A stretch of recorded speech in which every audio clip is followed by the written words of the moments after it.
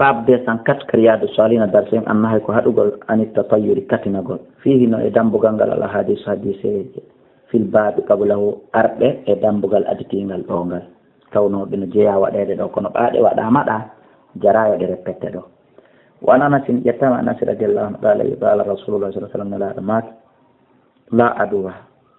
ngaygu añodirgol ala ka islam wala tirata wona katinagol wa yujibuni l fa'al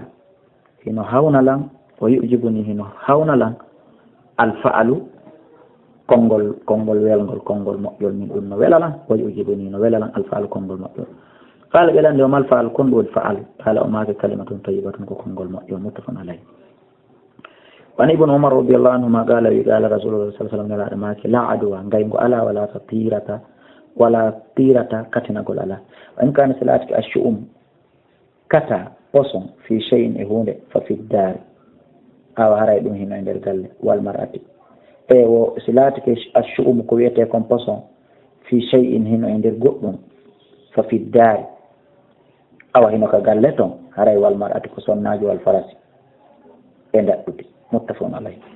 wa an buraydata radiyallahu anhu anna nabiyya wa nabiyyu sallallahu alaihi wasallam kana awlatike la tatayyaru kanko katitotako ko wirinta rawa abi dawuda bi isnadin sahih wiringol wan urwata bun amir radiyallahu anhu qala wi dhukirat at-tiratu jantama fi katinagol wiringol inda rasulullah jungon takko kanela sallallahu alaihi wasallam fa qala maki ahsanuha ko ɓuri moƴƴude e muɗum kon alfa'alu ko konngol moƴƴol wala taruddu musliman wa taruddu julɗo so wolima konngol bongol fa ida ra'a ahadukum so goɗɗo e moɗon yii ma yakraha ko mettatamo falyaqul yo wiw allahumma allah la ya'ti bil hasanati wota ɗum ɗo ar moƴƴi la ya'ti addata bil hasanati moƴƴi illa anta sona an wala adfa sayyi'ati duñata bonɗi kadi illa anta sona an wala hawla wala quwwata illa billah mo yi ko mettata ɗum yo wolu ɗum ɗo hadisun sayin ko hadise selluɗo rawa abu dawud bi isnadin e to goto sayin sellude wallahu a'la wa a'lam.